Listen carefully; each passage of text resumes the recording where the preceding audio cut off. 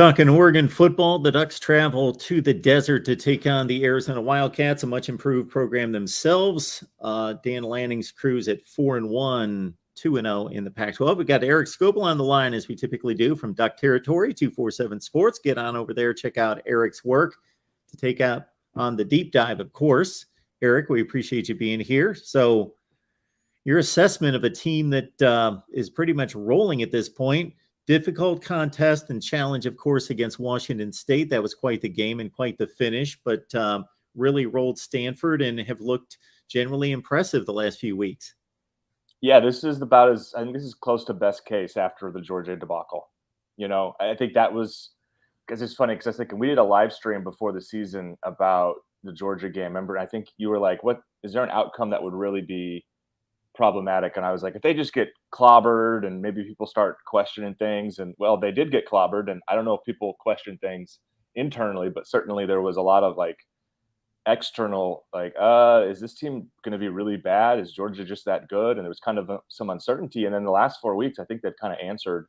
Georgia's really good. Oregon had some, I think, new head coach, bunch of new coordinators, everybody kind of in new spots, and really just wasn't up for it against Georgia. And as I think played really well the last 4 games. The offense has been clicking. They've been averaging about 50 points per game over the last 4, over 40 against 3 Power 5 programs in BYU and Washington State and Stanford. I think those have been impressive showings. And then the defense is, I think, probably the bigger question mark, maybe more of a work in progress, but I thought played really, really well for about a half and some change against Stanford, and really kind of had the Cardinal, seeking some answers. And that's not a Stanford offense that's really, really good, but they've got some guys on the outside, and Tanner McKee's as a capable quarterback. So I think you feel pretty decent about where everything's headed. And the good news is, a bye week's coming up, and there's a couple guys that are a little bit dinged up. Maybe you get some better health, but before that, you have to go down and win in Tucson, and that's a place that's been really difficult for the Ducks the last decade or so.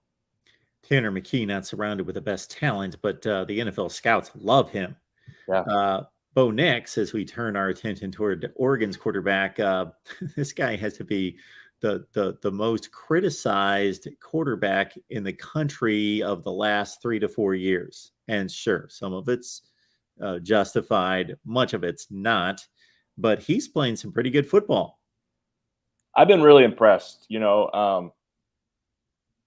There've been, when he transferred, the term good Bo Nix, bad Bo Nix was kind of like tossed around, and you saw in that first game against Georgia a little bit of the bad Bo Nix. I think since then it's been 95% good and very, very little bad. He threw a pretty costly interception that was returned for a touchdown against Washington State.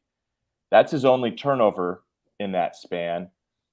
He had an 80-yard touchdown against Stanford on Saturday that I think was one of the more impressive runs you'll see from a quarterback this season, especially out west, where he just outran the entire defense. And, I think more than anything, you're impressed with the way he responded against Washington State. I mentioned the interception. They got down by 12 points kind of midway through the fourth quarter, and he guided a couple touchdown drives to keep them in it and to put them ahead with about a minute and a half to play, and the defense answered. So I think you feel really good about what you've seen from him the last 4 games. High completion percentage. I think he and Troy Franklin, Oregon's top receiver, have a really good connection right now. And the run game's been excellent too. And I think that's why you feel encouraged going into this Arizona game. And against most teams in this conference right now, is if Oregon can consistently run the football, they make it easy on Bo Nix. And I think that's where you get concerned, is if he has to put the team on his back and try to like force the ball downfield, is where you have maybe some concerns. But he was able to do that against Washington State, where they had to throw the ball to win, and they did it late in the game there. And he made some great passes, some great completions, and was able to do it. So, but yeah, no, there hasn't been a whole lot of the bad Bo Nix, and I think that's a big, big part of the Oregon run here the last 4 weeks.